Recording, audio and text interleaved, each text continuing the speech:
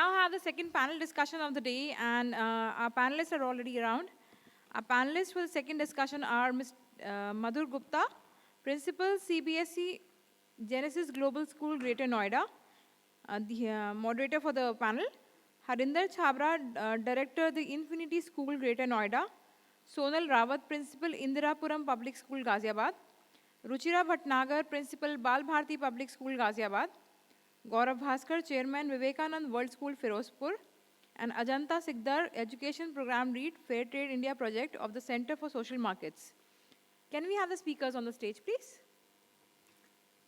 The topic of discussion is significant focus on reskilling and upskilling, empowering students to acquire new skill sets. And this is a very important subject in terms of today because skilling is very important for overall performance of a child. I would like to take the names of the panelists again. Madhur Gupta, Principal, CBSE Genesis Global School, Greater Noida, the moderator for the panel. Harinder Chhabra, Director, the Infinity School, Greater Noida.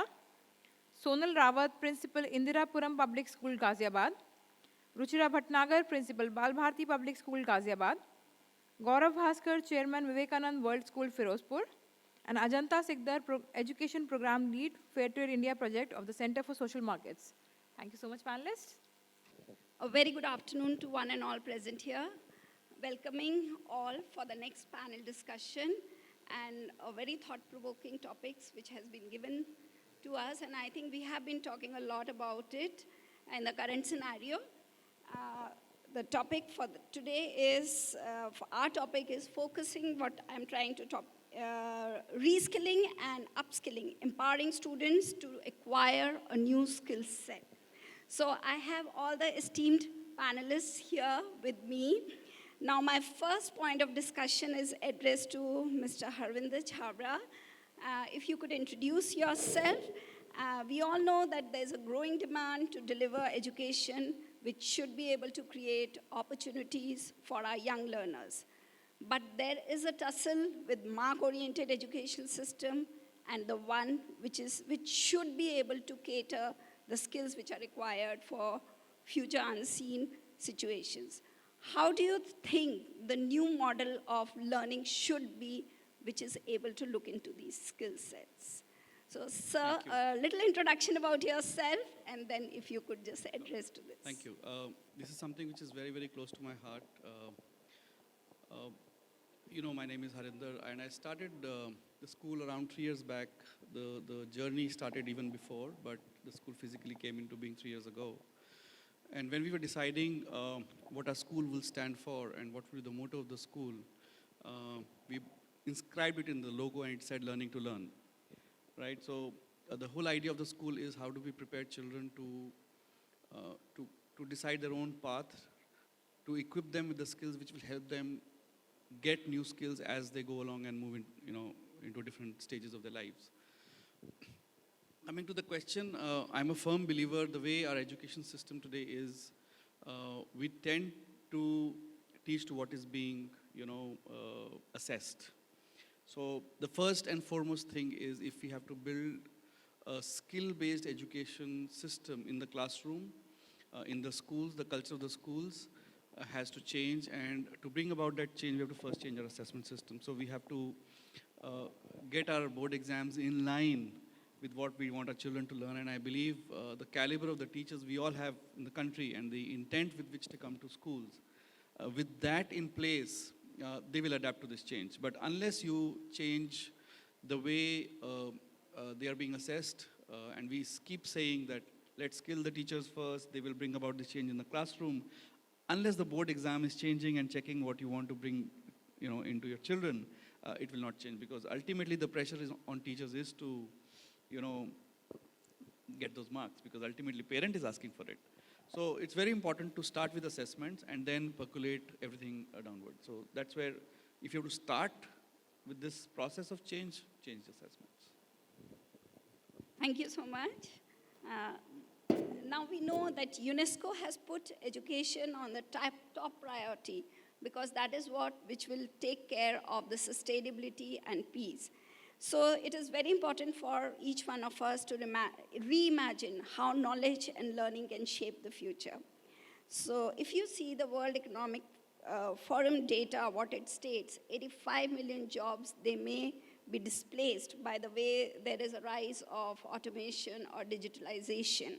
So taking it forward to Ms. Sonal Rawat, what kind of skill sets do you think needs to be developed in coming generation if we talk of upskilling and reskilling? So before we go to upskilling and reskilling, I think first of all we need to identify what skill sets we are talking about. So for the coming Gen Z, which we call them. Thank you, Madhur. I think it's a very interesting question. There has been a huge, in terms of how do we prepare our children for the future while living in the present. So we can only anticipate what would they require in terms of skill set. And how do we anticipate that? We know what's happening right now in the world around in the workforce. So I think our skill sets have to be developed keeping in mind what is going to mirror the future work areas. So are they going to be working across the globe? So there has to be understanding of diversity, collaboration. We have understood very clearly, even in a small ecosystem of a school, that how much collaboration, technology, agility is required to ensure that's happening. So if I go back to the narrow part of the question, I would think of the skill sets in terms of two ways. I would say the generic skill sets, which would be collaboration, which would be, kind of a global citizenship, which I will talk a little in detail how I'm doing in my school. And within the curriculum framework of what we can achieve through the curriculum would be, of course, creativity, giving a way for natural curiosity and not to somehow control that. It is also about logical reasoning. At the same time, it is also about problem-solving approach. And how do we do that? By inquiry-based learning. We do it by playful learning, which sort of taps into the natural curiosity. Now, what we are doing in a school, I believe, personally, as an educator, it's very important to realize the fact that our children are the future workforce. At the same time, they cannot only be seen as a contributor to the future economy. They also have to be developed as very active and committed citizens of the global world. So for me, it's very important to have a kind of a platform where the children become aware about the world around them. What are the struggles and challenges of today, and how are they going to look at it at present? Can they sort of resolve it, solve it? And if not, what they have to do later.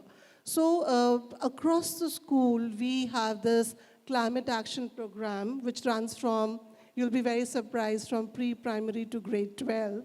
And we have this year worked around the sustainable development goals because it's very important to make our children aware about the struggles of the world around them. So they should not remain limited. So the SDG integrated curriculum, which we have yet to submit to CBSE because we feel that we have done a great job this year, is about how, while they are doing a group project from moving away from SDG to Ek Bharat Shesht Bharat program, which all principals here will realize that we were sort of just also put a few parameters of understanding a project as in a group work, is the division of work divided with the decision of the group members themselves? Are they patient listeners? Who takes a lead every time? So these are the small ways we embed these kind of a development of attributes in a student. Apart from that, we also use our clubs as a part of an entrepreneurship club, because I heard the panelist earlier also, as well as beautiful presentations we had earlier about design college and design thinking. So we are giving this platform for children in grade 11 and grade 12 who do this internship program with us. Of course, it's all voluntary in our school. Everything is voluntary. So they volunteer to be interning the younger group of students of grade 3 to grade 5 and grade 6 to grade 8, where they lead the club. But how can they lead the club without planning the club curriculum? So they sit with the mentor teacher and they develop this program where then they execute and the mentor becomes a facilitator only. So today I've just come from the PTM and we were having showcasing of our clubs, and I was so feeling so proud of the fact that the senior students were standing and the younger ones were talking about the clubs, and they were themselves feeling so proud. It's a kind of achievement. So trying to build a kind of a oneness in the system, it's very important to have an understanding of how do you take your knowledge, your understanding to the level required to be able to collaborate across to the youngers as well as to the olders. I think that will make them good citizens, good human beings, as well as to be able to contribute in the world where everything is uncertain. And of course, I would not last, but most importantly, is about what kind of skills basically would require. I think you have to be technologically very agile. The way we are moving ahead, like Madhur, you pointed out about automation, about 85 million jobs being put on hold and changing. But at the same time, 97 million new jobs are going to be created. So, and at the moment, only 12% of our Indians are digitally skilled. And it is expected by the world around, they expect that 28% of our workforce would be the contributor. How do we achieve that? So our children have to have an understanding of design thinking, of coding, of artificial intelligence, and that is integrated by us in our curriculum till the middle school. In ninth onward, the children opt for artificial intelligence as a subject. They go for data science as a subject. So ensuring and enabling our learners. And I believe that beyond that, the ecosystem has to be personalized. It has to be self-paced. It has to be accessible. It has to be inclusive. And the only way the schools can do it today is using the technology. There is no other way that we can move ahead and achieve what we want for our children without using the technology platform as an enabler. So I'm very happy the way the edtech companies have come forward to support us during the pandemic, and what beautiful apps and they themselves have innovated.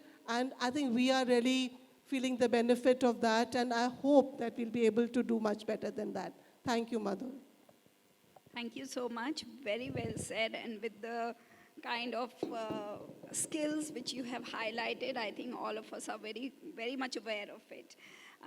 Agreeing to what pandemic has done to all of us, it did not spare anybody, whether rich or a poor, developed or undeveloping. So I think we need to be aware of it, that complacency has to be ruled out. Though NEP, if you see, it has given a lot of hope to us. Still, what kind of challenges do we see in the current education system to ensure that the skills are being inculcated in our young learners? So my next panelist, if Ms. Ruchira Bhatnagar, she could put her points forward. Thank you everyone. Rightly said, ma'am, pandemic has taught us so many things. We were not aware of this digital word. Our teachers were not trained to teach digitally. So overnight, we handed over them these computers and digital word. We asked them to teach our children digitally. So it was, I would say it was unfair from our part that overnight we wanted a change in teachers. But at the same time, I would say I will give full marks to my teachers, or to all the teachers rather, who took this challenge and has beautifully changed the entire setup of teaching. So full marks to all the teachers and principals. Also, who guided these teachers, trained them, and motivated them at the same time to take up this challenge and to change the setup of the classroom. But I would agree here with sir that we need to change the setup of our education system. At the same time, we want our teachers to teach the entire curriculum And secondly, we want our children to teach some skill as well. And our teachers are not trained to teach all these things. With new education policy, CBSE has asked us to have 10 days without baggage. You know, we have to conduct 10 days without baggage. But how? No clue in that. So we need to change the entire setup of education system wherein we have to give, and one more thing, vocational education is missing in our school system. We as parents also, we as teachers also, and we as principals also has always given this academic subjects an upper benchmark that whosoever is a doctor, whosoever is an engineer, जो पढ़ेगा वही सिर्फ अच्छा कहलाएगा, and whosoever is going to a vocational college which was missing few years back is not, जैसे कहते हैं ना कि पढ़ाई में अच्छा नहीं है इसलिए उसने vocational college करा होगा. That kind of an attitude is there in parents. So we have to shift from this attitude if we want to teach them skills. These skills are very important. It enhances the teamwork, creativity, holistic development. Everything is there if we teach them some or the other skills in the school, right from, I would say, 7th onwards. But how to do it? That's a big challenge which we all have to discuss, all principals, and right from the CBSE level, we need a guidance, because I would say we principals are also juggling and fighting every day. We are reskilling every day. We are learning new thing every day, how to run school efficiently. Both the principals are here with me on the left side and right side and would agree with me that daily we are thinking new skills. Right now I was listening to her and I was thinking in my mind, yes, I can do this in my school as well to bring a change, you know. So these things are important for us as well. So we need to teach them skills. A small example I would like to give that my daughter, she studied science, you know, after passing out 12th, she wanted to do, she just told me that I want to do something different. Now what different? She is not clear.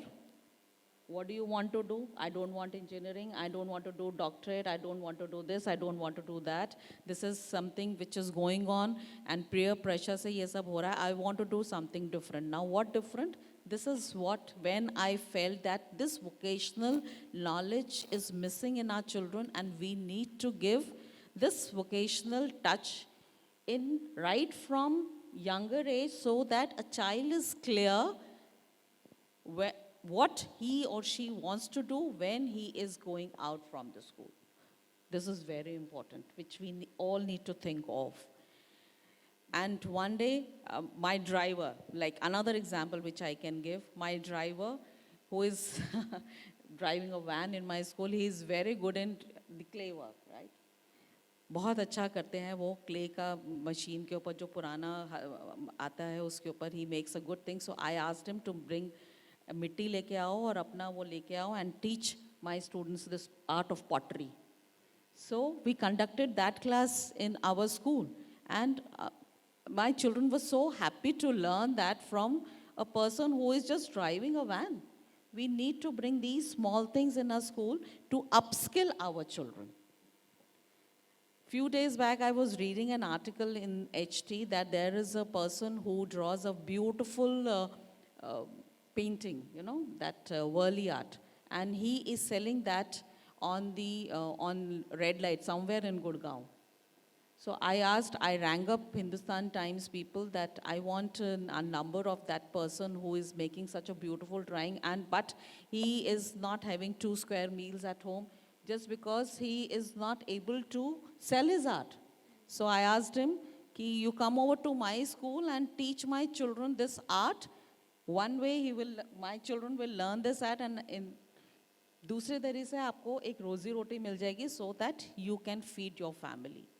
So overall, if I finish, I want there should be a shift of paradigm, shift in pedagogy, shift in faculty, shift in facilities.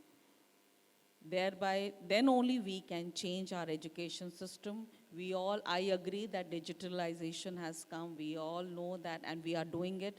But there has to be a concrete change in our education system to filter this in the minds of our children. And secondly, in parents. Parents are very important, you know. Parents needs this कि marks, assessment based knowledge उनको पसंद अभी तक भी आ रही है कि they want marks, they want a good report card of their child. They don't want to make a shift from this. So we need to change the entire society. I think it needs a lot of efforts to change the society and we need to bring it. Let's start a journey together to bring some change in our society so that we start thinking positively and we need to bring this change. That's it. Thank you so much. I think the most important thing which has been highlighted is the mindset, orientation, and moving away, recognizing the skills and the vocational, giving equal importance to the vocational studies too. So my next question, which is addressed to Mr. Gaurav Bhaskar, if you could share your thoughts, what could be the diverse way as educationists we can bring in our pedagogies? See, we will be bound with some things like a curriculum or assessment, but in spite of that, there's something which we can do wonders with the pedagogies, how we transact our curriculum, or how do we teach the concepts, where in a very subtle manner, we can also see that some of the skills are being inculcated. So if you could just highlight about the pedagogies, how we can look into it. Thank you. Thanks, ma'am. I'm Gaurav Bhaskar. Just first of all, to tell you that I'm coming from the area which is just 10 kilometers away from India-Pakistan border. So we are just new to education. 3 years ago, we set up a school with the name of Vivekananda World School. We follow the following of the Swami Vivekananda, arise, awake, and achieve. And regarding the pedagogy, ma'am, being the private entrepreneurs, even though we are accountable to the parents, but we have very less command with us to decide the pedagogy. I just want to correlate the skill. As you know, during the UPA government, they started a skill development program, and 1,000 crores of rupees are being spent every day. And still in every colony or in every city, you are short of good electricians, plumber, and daily routines. When the pandemic was there, you just imagine when you need some electrician or some problems at your home, nobody's there. You are earning so much, but your life is totally hell because of lack of skilled people around you. So regarding pedagogy, I just want to tell you the government, you are opening new centers under the PMYK schemes. Why don't you use the platform +1, +2 schools? We are having the basic infrastructure available there. We don't need your more funds. We need your help and involvement, like Mr. Harinder said, key assessment, yes. Instead of making it as an optional, it should be made mandatory. If parents want marks, we want skilled people, then why don't we club it? It will be good for the win from everybody. Students will get the marks also, kids will get the skill also. So there is a need to meet the demand and supply. We have we are such a great populated country, but still we lack the skilled people. Being a female, if you know the driving skill of driver is something different. But if you don't know the driving, then his behavior is totally different. Because he knows ma'am is dependent on me only. So this way, the important skill is very much. But there's a need to tap the things. And where the role of the government is more important than us. Being the principals, every time it's hit and trial learning. If it's not working, okay, try this. You want good eco, okay, make it a subject. Skill is not only for earning. We don't have the skill to park the cars. We still lack the skill for the driving also. So we lack the skill of the self-management. So many people lost their lives because of lack of self-management. So there's a need to think about that. And every portion of society has to come on one platform. And the role of the government and the parents are far, far important than us. We are ready to adapt ourselves, we're going to do them. But their demands and their accountability is totally contrary.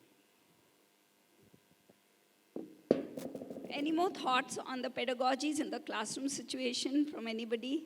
I'll just leave it open. So,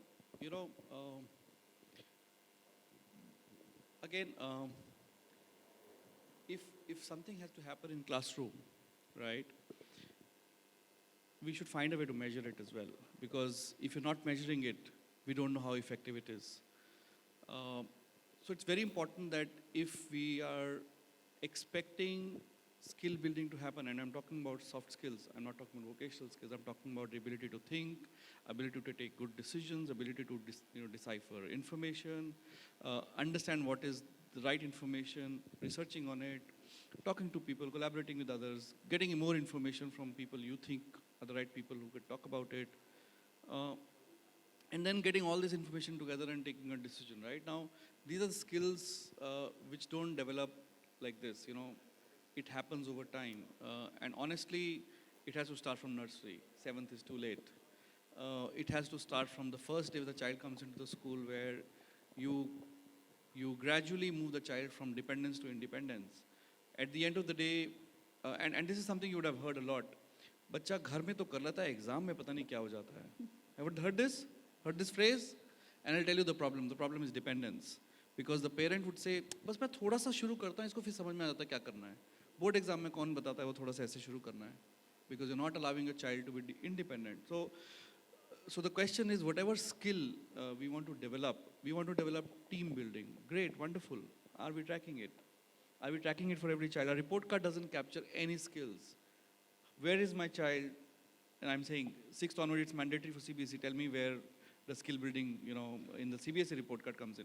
You're doing it as an initiative in your school. I'm saying as a system, do we track skills? Now, the other issue is, if you track skills and make it a report card, the problem is parent will take tuitions for that report card. This is something what I'm saying. This is said in dice, and I loved it when he said it. And so it is a fine line between, tracking and reporting. You track it within the school, don't report it, but then be honest and see if your children are really developing the skills that you want them to develop. So, and then accordingly align your pedagogy. So keep changing it till you arrive at where you want to be. And but the toughest part again is to define how to measure those skills. And once you reach there, then I think things follow. Again, I'm a big fan of this thing that if you track, things get done. So if you find a way to track the skills, how we would measure children are learning those skills or not, people will find a way to teach it. That's not a problem. We have one of the I think the teachers in India are just wonderful. They just need to know what is expected from them. They will find a way. So that's where I'm standing on this. I would request Ms. Ajanta Sikdar to, because there's a question also addressed to you, if you could cover the same thing. How the boards are ensuring that we are able to recreate, redesign the curriculum, which is able to bridge the gap when our students, they finish their education and step into the world of industrialization or any kind of jobs which are there. How the boards, you can talk about for instance, if I take the CBSE board or any other board, so how they are ensuring that the curriculum is able to bridge the gap so that when the students, they finish their studies and then they move out into the industries or any kind of job. So those things are taken care of in terms of skills, which we are talking about. So are the boards also, because whatever said and done, we are bound by board. Our schools are bound, whether it is ICSE, CBSE, or international or national. So how we are working on redesigning, recreating these, the concepts or the curriculums, whatever we are working on. So we, as Fairtrade India Schools program, we do experience working with different boards.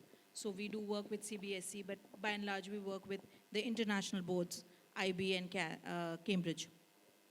So what we have seen when we work with teachers, for the program, they say that we have separate subjects, which concentrates more on skill development.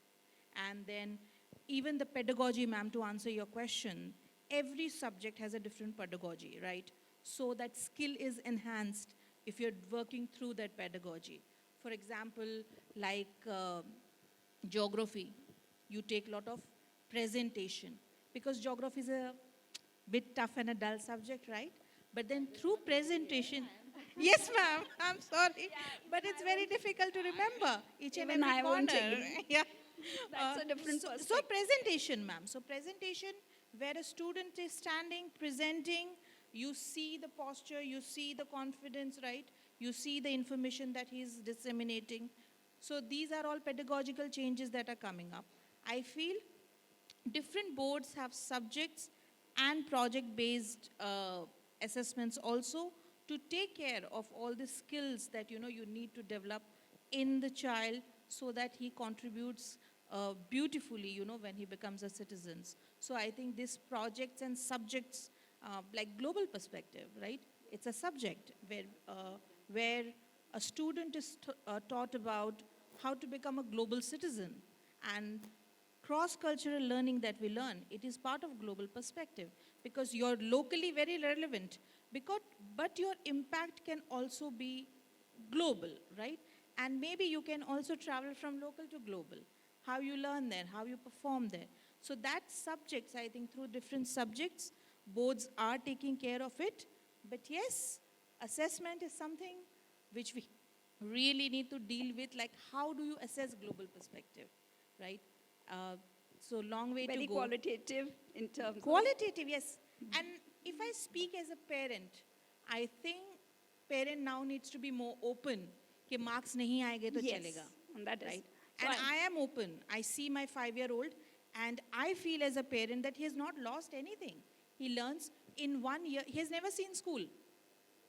School जाना था, school बंद हो गया. But the teachers are so capable and so innovative, so creative, that he can now write sentences in these 2 years without going to school. Beautiful handwriting, right? So I think these are teachers' capacity also. But yes, we'll have to invest a lot, to consider parents also to accept that it cannot be assessed or these are skills. Yeah, that's my answer to that, that boards are Yes, going through subjects. Sonal wanted to say Madhur, I'm something. itching to answer and actually share. Rather, this is not a contradiction to what clearly was shared here, that if you don't assess, then it's not done. And I truly believe, because about 3 years back, I had written an article also about how it has to be the end, the backwards planning we always do. That is how the mindset of parents, school systems is there. But when we talk about teamwork, and we can't look at board for everything, like we can't look at government for everything. I believe whatever is a freedom given to us, let's not ask them to direct and dictate us. Let us try and innovate and have that freedom and capacity still. So what we did was that we initially, when we started the group project work, we had this issue coming up through parents, through teachers, that 4 के group में ma'am 2 बच्चे काम कर रहे हैं, बाकी बच्चे काम नहीं कर रहे. And this is all happening on the digital platform, right? Children are not coming to school. So you had those breakout rooms where they were sitting and collaborating, and they were, whatever meetings they were, the children were conducting. So we deliberated. We had, of course, it required some learning and researching upon the group work theories. Everything, research papers are easily available on the internet. It is the biggest equalizer of what people have researched abroad and what as teachers and schools we can use. So looking at on those characteristics as well as our own experiences, requirement and expectation from our children, we sort of put an assessment to that so that children understood that if we are assessed, we have to behave. And when you put it into practice, when it becomes a habit, it continues on, right? So it is just you reinforce in the beginning, you train the people to behave in a certain way if they want to achieve certain thing. And down the line, if you do it for 1 year and 2 years, it becomes a part of your school culture. So you could always experiment with that. I think it might help, and I'll be very happy to share with you personally that how we do it. I will not say it 100% effective. There'll be still some children who will try to hoodwink the system, but I would say overall, it really is working well for us. And so that helps. And I think what skill thing you talked about, sir, I agree that schools are so constrained with the skill education. I want to offer so many subjects. I'm constrained by the faculty, the facility, And I do not know if the children who actually require that, if those smaller school systems are aware about it, whether they have that facility. Also, why not look at, what professional certification is a child getting after doing 12th in beauty and wellness or being a physical fitness trainer? Is that acceptable in the workforce or outside he talked about? I wonder. So government has to look at the framework of defining the skills. How are they going to assess this?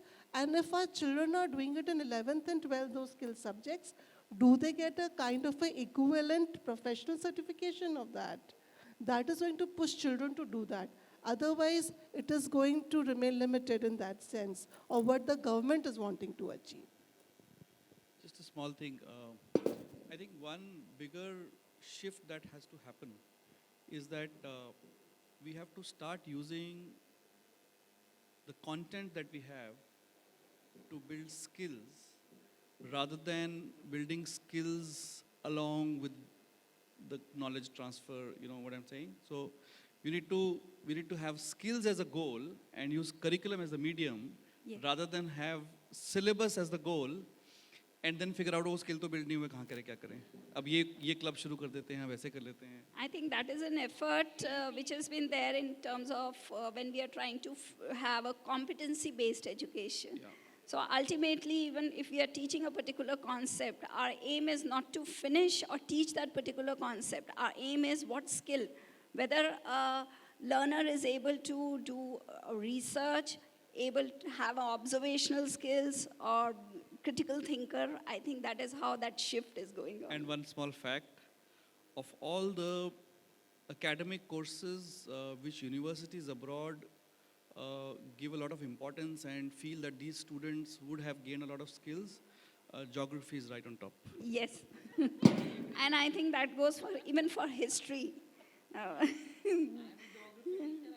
Okay, so I can see the time is up. So just quickly summing it up, let us be opportunist, and we know that jobs will be removed, but as mentioned by Sonal, a lot of new jobs will be there. But I think what we need to focus on is on the skills, those skills which will make them go on lifelong, whatever the situation is. And if we talk about those skills will be creativity, it will be collaboration, whether they are physically fit, whether they are able to withstand the changes which are happening, stress management. These are the most, creativity, innovation. Are they problem solvers or they are critical thinkers? So I think these are the skills, whatever concept, whatever we are trying to teach or deliver, these are the skills which need to be inculcated in our young learners, because time will go on, time will keep on changing, things will keep on changing. And there will be a lot of unseen requirements which will be created. But if one is having these sets of skill, they will be able to learn, unlearn, and be able to successful in whatever the domain or whatever area they are working on. Thank you so much, and I'm wishing you all a very good day. Thank you so much, ma'am, and it was a very nice session. In fact, thank you so much, Madhur ma'am, for moderating it so beautifully. I would like to invite on stage now Ms. Deepika Valian, Associate Development Manager, International Baccalaureate Organization, to present a token of gratitude to all our speakers. Can I have the tokens, please? Our panelists were Ms. Madhur Gupta, Principal, CBSE, Genesis Global School, Greater Noida.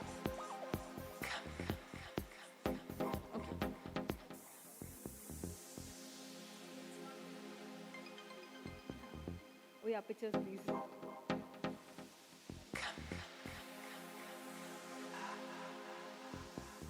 We can have a round of applause to realize that all of us are still awake.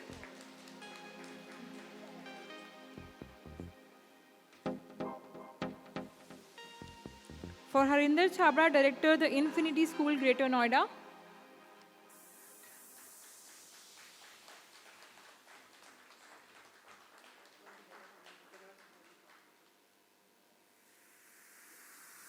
For Sonal Rawat, Principal, Indirapuram Public School, Ghaziabad.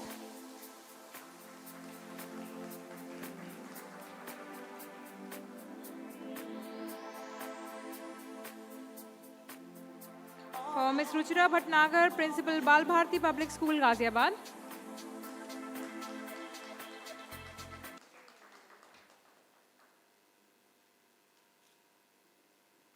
For Mr. Gaurav Bhaskar, Chairman, Vivekananda World School, Ferozepur.